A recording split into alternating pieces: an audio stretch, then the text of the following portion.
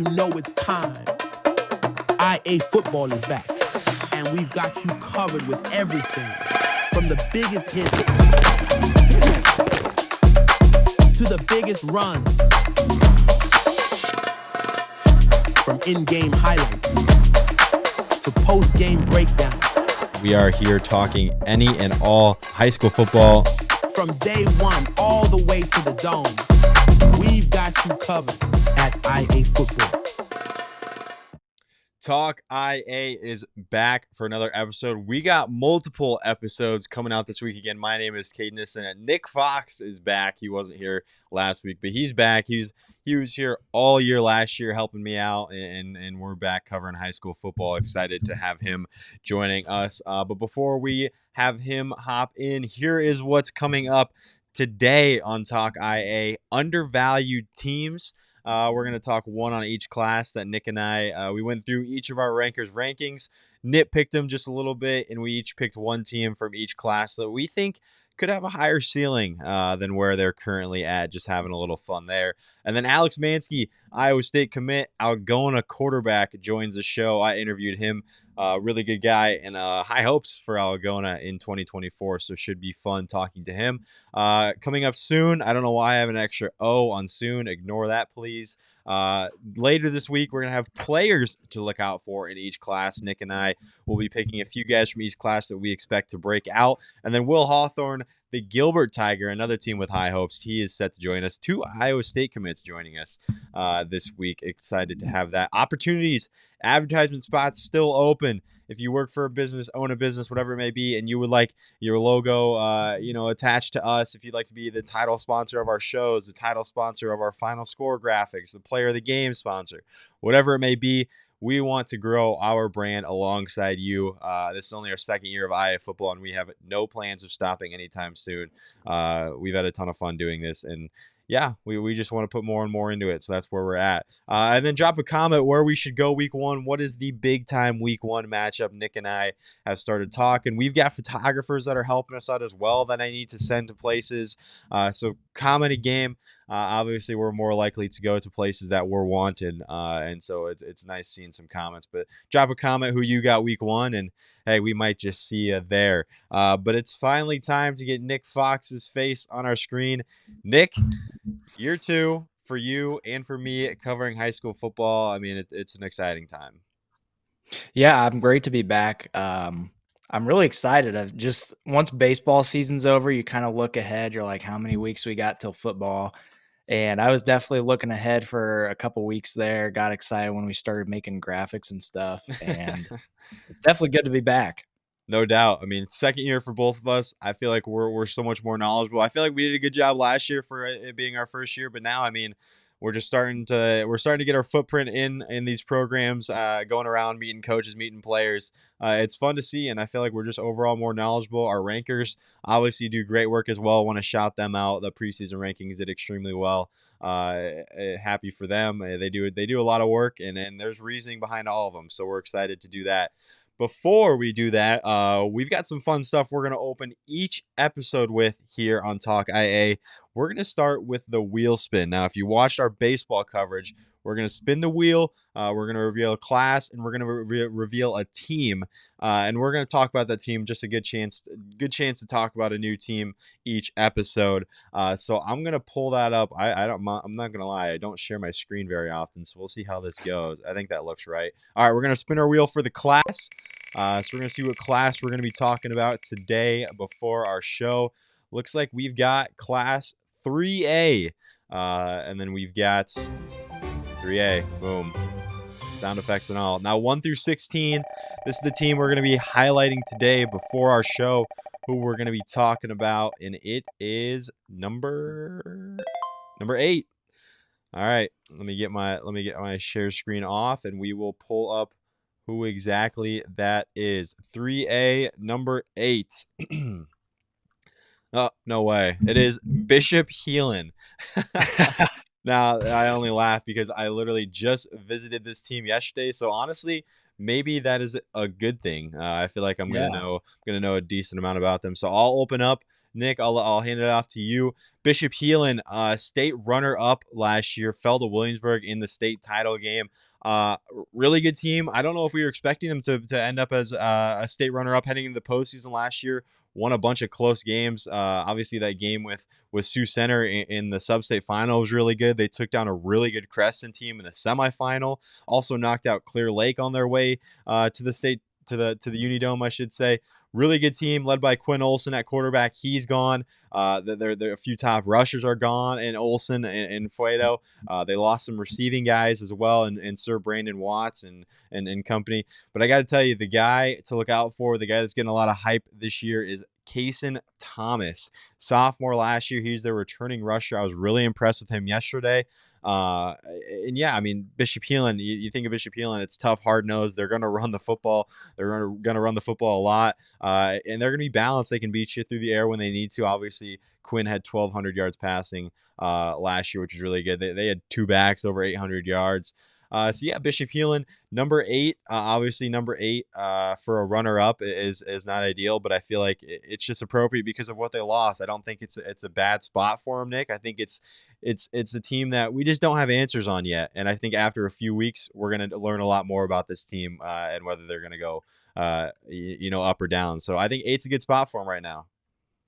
Yeah, I agree. And I think the harsh reality is they lost so much. I don't have the exact numbers, but you look at a team like them, a team like Southeast Polk, who had a huge, crazy year. They either in the state title game, and then they lose so many starters. And, it's just up to player development at that point, which, it varies by team, obviously varies by player, but it'll be interesting to see Bishop Heelan. I think they're a program that wants to stick around, obviously, and like you said, you got to have those young guys, those sophomores, those juniors. You got to step up and take over basically a completely new team going into this season. Yeah, no doubt, new team, and that's really what makes preseason rankings so tough. Is we just don't know, our rankers Right. don't know. So after a few weeks is when you're really going to get a gauge on those teams. That lost a good class. Like, hey, did they reload, or is it going to be a little tougher this year? So I think we're going to find that out pretty quickly. I liked what I saw from Bishop Heelan at practice. Coaches were super welcoming.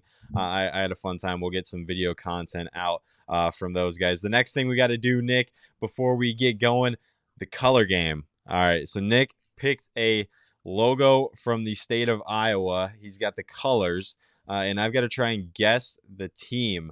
I did this to Andrew a few times, and it was a lot fun being on the other end when I knew the logo, and I had to watch him try and struggle.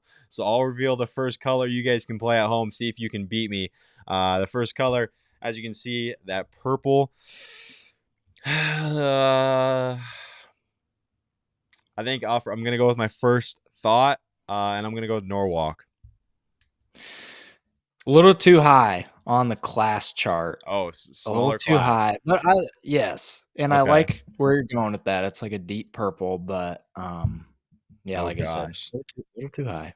A little too high on the class. Okay. Well, I'm going to reveal the second color as well. So you can see that. And as you can guess, it's just black. So I'm going to keep this first purple up. Too high on the class. I think of purple teams in 3A. I think of Denison, but they've got some yellow in there. I think of Central Line, George Little Rock, but they've also got some yellow in there. Oh my gosh. I'm gonna pull up my rankings because I just need a team list to look off of. I'm Gosh. telling you, this team.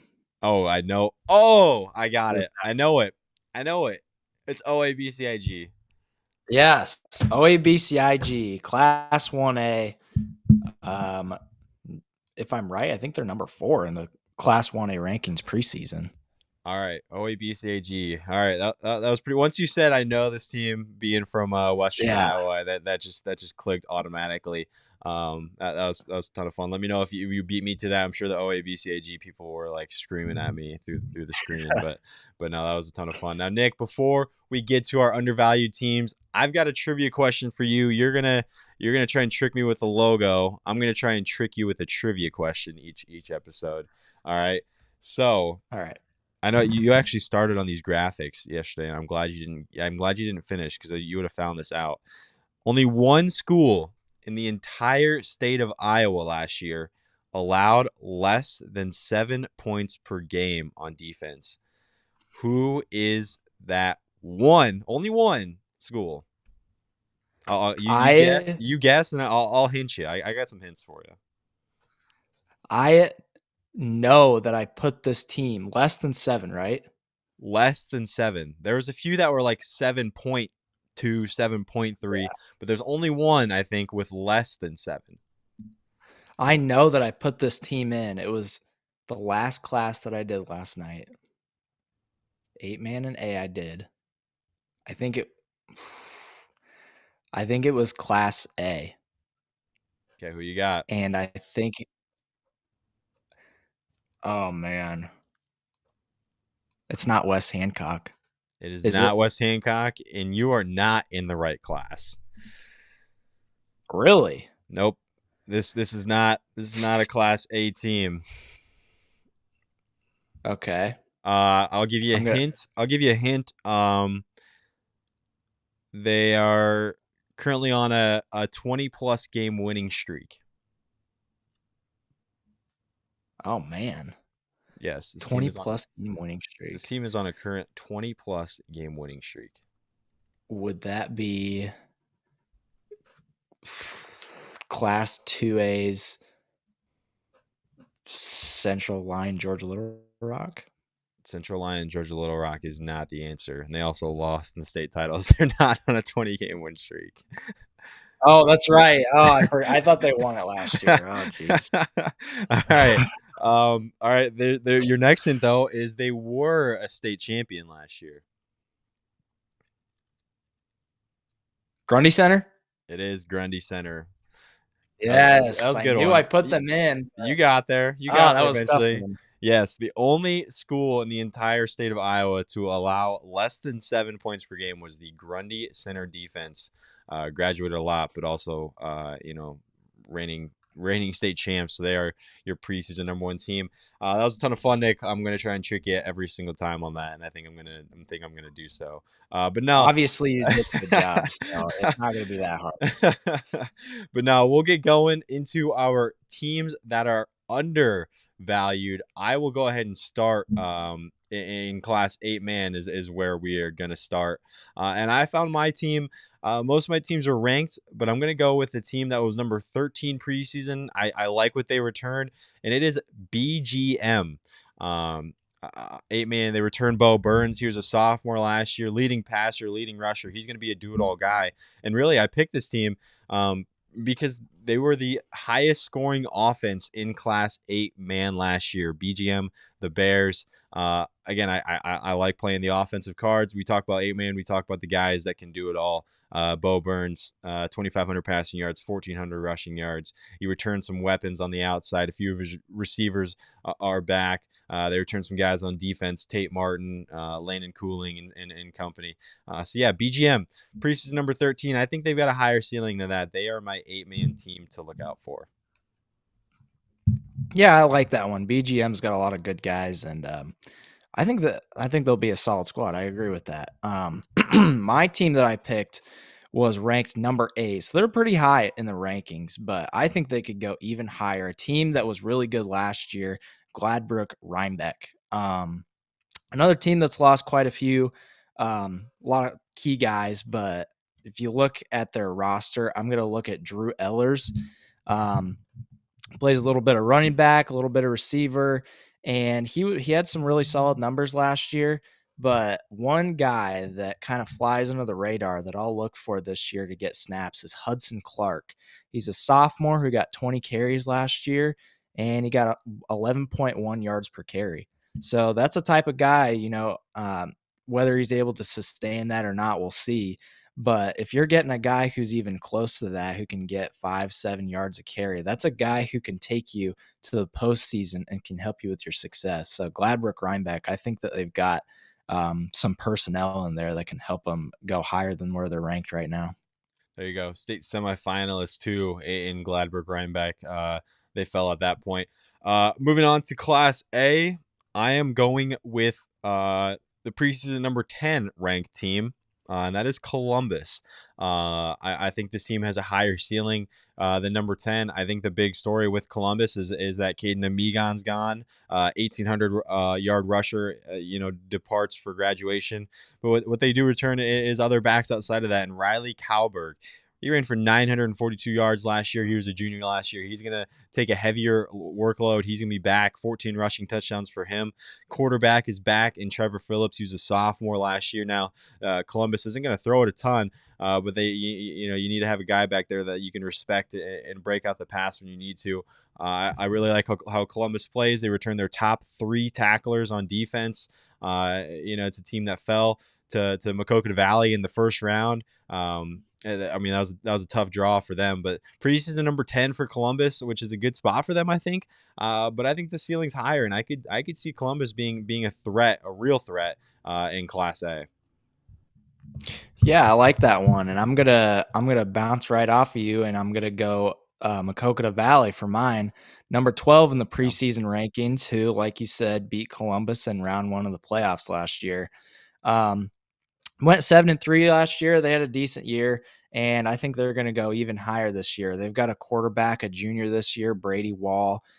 Just fell short of 1,000 yards passing last year, and I think he'll go even higher this year.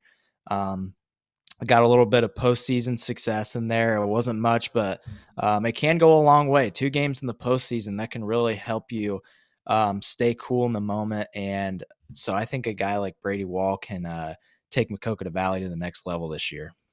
There you go, Maquoketa Valley. Moving on to Class 1A, we're flying through. I love this. Kind of funny. It's the logo you picked, OABCIG. Now, yes, I know they're preseason number 6, but I think this team has state title aspirations in Class 1A. I could really see this team putting up a threat and being one of the top contenders. And it's because of what they return. I'm picking teams that return a lot because I know about them. And Bryson Kolar, he's back in under center, junior last year, 2,500 passing yards, 26 touchdowns. I know he's probably going to want to lower that interception number at 19. But it's the threats outside of him. He's going to be the leading rusher coming back. They only ran for 1,200 yards as a team, so this is a squad that's going to air it out and make you respect it. And when it comes to airing it out, they've got one of the top weapons, one of the top underclassmen in the entire state of Iowa. In fact, Jack Zazine just rated as one of the better class of 2027 prospects in the nation. Freshman last year, he had 500 receiving yards, 7 touchdowns. He also rushed for 128 yards. 12 total touchdowns for Jax last year. I got a chance to see him playing 7-on-7 this offseason. Really big kid, really good frame. I can't wait to see what he does. You also got Jack Gilbert, Blake Corbin. You got multiple 300-plus yard receivers coming back for this team. And I just think it's a team with high ceilings. You got Bodie Hansen. I mean, you got 4 tackle returners coming back, led by Bodie Hansen, who had 91 total tackles last year. So you're returning guys on offense. You're returning guys on defense. You got your quarterback. You got a stud outside. You got a bunch of role guys back from last year's team that was really competitive. They fell. They drew Underwood pretty early in that postseason in the quarterfinals. Actually, a game outside of the dome. So they made a run last year. I'm expecting them to make a run this year. This team's going to put up a lot of points. I'm excited to see OABCIG this season. Yeah, I like that one, and again, it works out perfectly with our guessing game at the beginning. My team that I'm going with is a currently unranked team. There you go. I like it. Sigourney Keota. They tag us a lot in their posts. They're number 9. Number 9. Oh, I missed it then. Yep. I did. No, I was looking at Class 2A rankings. Sorry. I'm looking ahead. Class 1A, number 9, Sigourney Keota. They went 8-2 last year. They got a tough draw, second round, Dyke New Hartford, who lost to Grundy Center in the quarterfinal.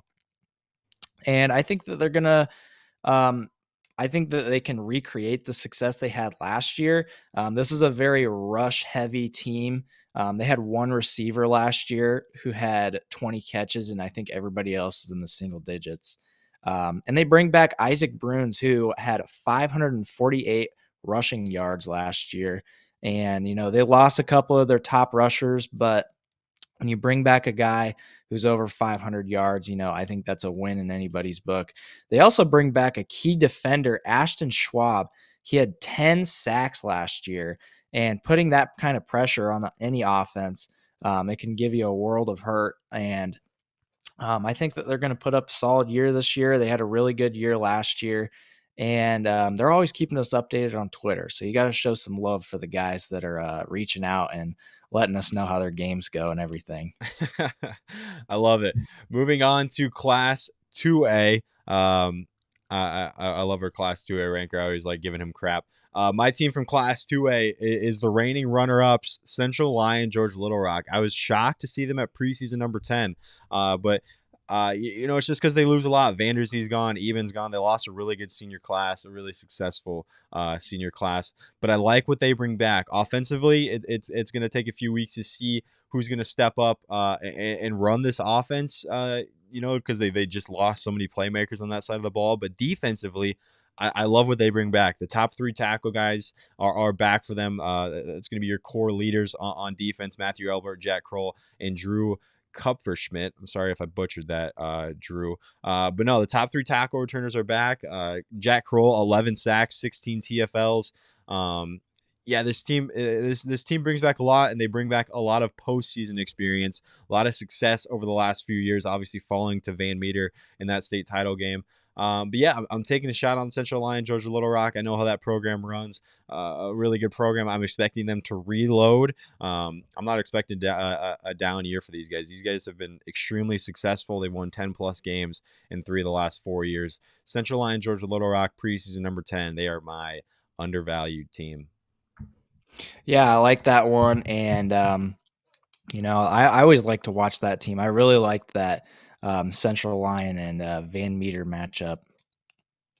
And so I'm going to go for my team, I'm going to go Mediopolis. I can never say their name right, and I feel terrible. I just call him Meepo. Yeah, okay, Meepo. That's a good one. They finished the year 8-3 last year. They lost to Monticello, who they had a fan favorite Preston Reese, number 12 in the preseason polls, and I think they have one of the best players in Class 2A coming back, and Noah Schmigdal. He had 589 yards on the ground and 231 receiving yards as well. So although those are, lower numbers, just speaking in terms of the grand scale of the class, but with guys that are gone, he's just going to get more targets and he's going to get more carries, and that's going to be even more numbers for him. So he's able to put up these numbers with relatively low, like I said, carries and targets. And so I think that he can pump out a really good year here, and I think he can be a huge contributor for a even better year for Meepo. Love it. Moving on to Class 3A, my squad I'm going with. Preseason number 7, another pretty highly ranked team, but I think the ceiling for this team is just to the moon, and it's Independence. I love what they bring back at quarterback. In fact, I think at quarterback they might have one of the better players in all of Class 3A, returning an E.J. Miller as a junior, 1,700 yards, 20 passing touchdowns. He also scampered for 700 plus yards and 7 more touchdowns. He's returning his top 2 targets in Brady Kurt and Bryce Christian, which I love when quarterbacks return their top guys. And then defensively for Independence, they return their top 4 tacklers, and the leading tackler in what I believe is the entire state of Iowa in Tate Wood, who as a freshman tallied 132 and a half total tackles. 100 of them being solo. That's just crazy numbers. I've been to Independence a few times to film them. Always good stuff. Great coaching staff, always very welcoming to us. And I think this team has a high ceiling. E.J. Miller is a household name in Class 3A, and he's going to be someone you're going to be hearing a lot about this season. Yeah, I always liked Independence, and like you said, E.J. Miller. We talked about him quite a bit last year, and I think he's got, like you said, a really high ceiling this year. I'm going with Nevada for my selection. Excuse me. They bring back one of the best quarterbacks in Class 3A. I'm going to hit you right back with one of my favorite quarterbacks from Class 3A, Connor King. I got to watch him down in Creston last year, and I was really impressed by his arm and some of the throws that he was making. He comes back. He's a 1,500-yard passer. And, with the teams that we've seen, the really good teams from last year, a lot of them lost their quarterbacks. And this is a team that was pretty good last year. They hung in there with some really good teams from Class 3A. Ultimately, they just kind of finished the season a little bit mediocre, losing some they maybe shouldn't have lost. But I think they can really improve this year. They, like I said, they bring back a veteran quarterback and Connor King with proven success. And they're a little bit lower in the rankings. I could see them rising into a top 5, top 6 team. No doubt. Love it. Moving on to Class 4A, my sleeper team coming in at the bottom of the poll, Waverly Shell Rock. Now, not a season to remember last year, but 2 years prior, they had won 10-plus games. I like the program. This is a team that's always competing in the postseason, and they return a lot of guys. Wesley Hubbard was a junior at quarterback. He's back. You got Ethan Bibler, 1,100-plus yard rusher, 9 touchdowns. He's back as well. They lose some receiving guys. Gonna look for guys to step up there. But they also return their top tackler, and it looks like 5 of their top 6 total tacklers on defense at Waverly Shell Rock and the Go Hawks. Really like what this team brings back again. Just 3-6 last year. Nothing crazy and not what they were expecting. But I like with the core guys that they bring back. I like what they bring back in general. I like their district. I like their draw. I like them in Class 4A. I think they're a little undervalued over there in Class 4A. Yeah, I like that one. They're definitely the IA brand is definitely familiar with Waverly Shell Rock. They're a pain in the butt to play in wrestling, and we'll see if they can translate it to football this year. I'm going with the currently number 8 ranked team. Another team that I got to go out and film was North Polk. They made it to the state championship last year. They lost to Lewis Central. And, they had a great game against Xavier last year as well. Sorry, my bound was running slow. So they lost Isaac Zoski. Again, another one of those quarterbacks that we covered quite a bit last year. And like we've said, just a guy that really carried that team a lot to a lot of success. But they bring back BJ Tate. He was a 1,200-yard rusher last year. He's a senior this year. He brings back 11 touchdowns with them. And, I've always said that teams that have a star guy like that who can put up just video game numbers, they're going to succeed more because they can rely on that guy to come through when the moments matter most. And I think we'll see the same thing from North Polk this year. I'm sure that they'll find a good quarterback to fill in for Zoski, but I think they're definitely going to be a run-heavy team this year. And I'm not opposed to it. I think they're going to have a decent year. Yeah, it's a common thing picking those semifinalists, the runner-ups, the state champs Yeah. that are losing a lot. You just kind of you're betting on the program finding guys, and it's a good pick in North Polk. It's always a team competing over there in Alaman. Moving on to Class 5A, I'm going with Iowa City West, preseason number 16. They were 4-5 last year. Jack Wallace back for his senior year. He's been starting at quarterback there at Iowa City West for what feels like forever, I'm sure, for his opponents. But he's back for his senior year. You got some guys. You got your leading rusher back in Battali number 35, the junior last year. And then receiving threats, obviously Mason Woods, the big name there, expecting a big year out of him, finding the ball or finding ways to get him the ball in space, especially with a guy like Isaiah Lovelace gone, who had a really good year last year. Mason Woods, you can assume picking up a bigger role. I've heard good things about Julian Mason in the offseason. Saw some interviews with him online. Really liking what he's bringing back. And just I like Iowa City West as a whole. It's a competitive team. I had a chance to get out there preseason last year. Really good energy at their practices. A really fun team to follow. And they got some big games. I'm kind of eyeing their week 1 game against Liberty out east. But yeah, Iowa City West preseason number 16. I think they got a higher ceiling than that. Yeah, I like that one. Picking a team out east. I'm going to stay central with Waukee Northwest. There you go. Preseason number 9. They had a tough loss in the first round of the playoffs against a really good Ankeny Centennial team. I was there for that one. It was cold and it was a long game, but it was fun to watch. I think the Waukee Northwest team, I'm a I'm assuming the newest team to Class 5A, brand new school, and I think they have a very respectable football program, and I think that they're going to be even better than they were last year. They lost their starting quarterback this year, Sam Johnson. He had 1,400 yards. Again, what I'm saying with these teams, so many teams lost great quarterbacks this year, and um, I think that they can have a solid year. The West Des Moines schools, they can always find a way to find just these ridiculous athletes. I mean, you see it every single year. And I think that they can find another one. They've got a running back, Caleb James. He had almost 500 yards last year.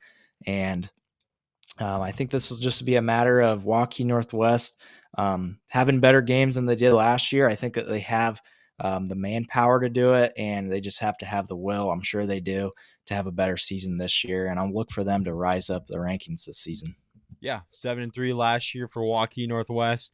Nick likes them to have a higher ceiling than that. But yeah, that's all we got, guys. 7 classes. Nick and I breaking down undervalued teams in each. Drop a comment. Who do you think your undervalued team is? Maybe a team that's not even in the rankings. We didn't really, delve too much outside of the top 16. So if you got teams that you think need to be on our maps heading into the season, go ahead and drop a comment. Drop your comment on the week 1 matchups that we got to look out for.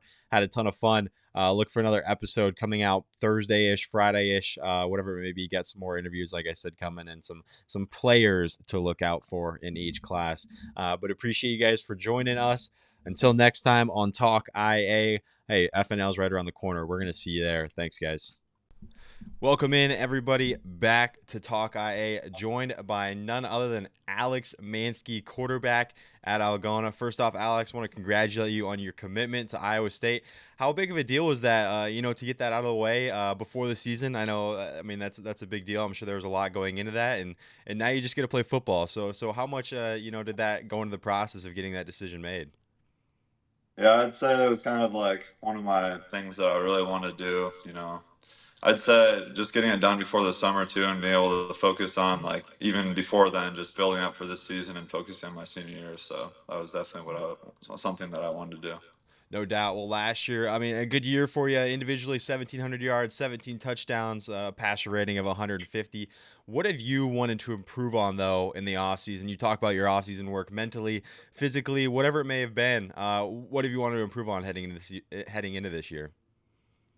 Yeah, I'd say for the mental part, just getting to know everything better. But on the field, I'd say just knowing like going through my progressions and knowing when to go like scramble out and when to sit in the pocket and go through my progressions and my checkdowns and stuff like that, and just working on accuracy too and becoming more consistent with everything I do. So.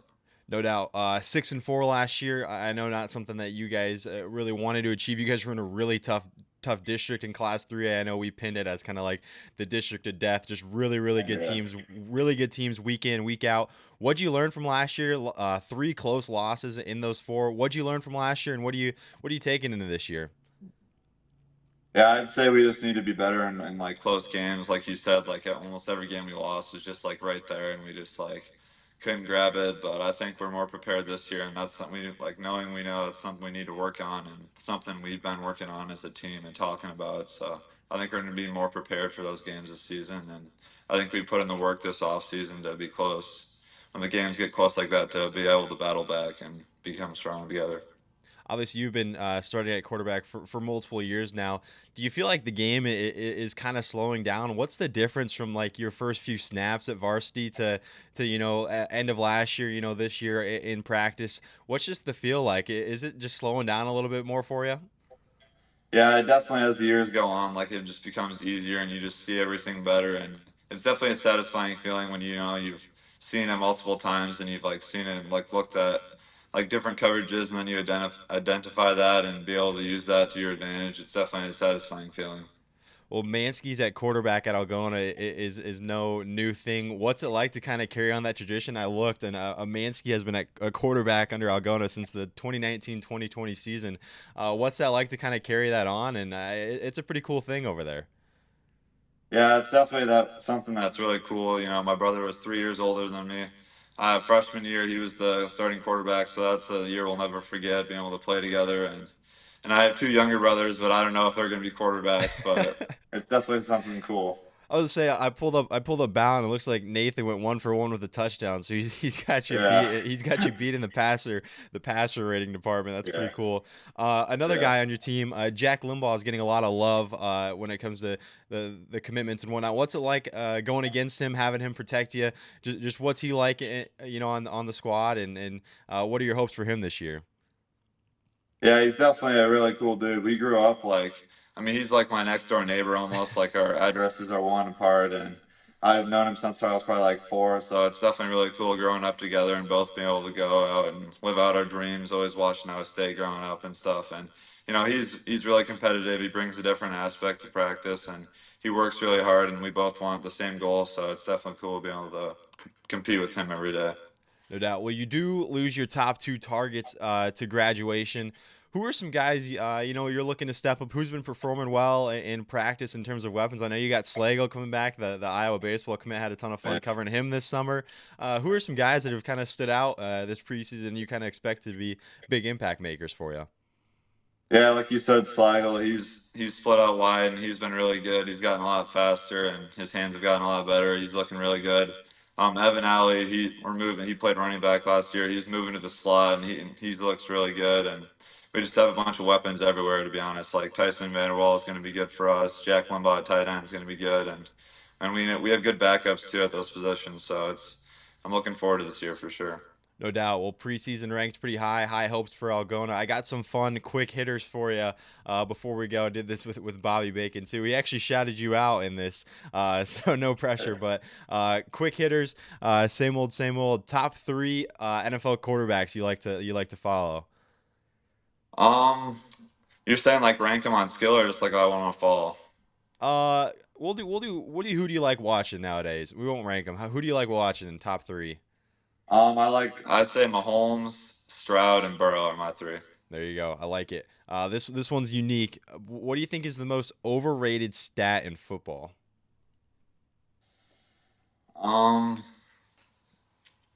I'd say completion percentage because like a lot of Okay. quarterbacks they know like taking sacks like Shador Sanders like his completion percentage was crazy, but he also took like crazy sacks. So I'd say that.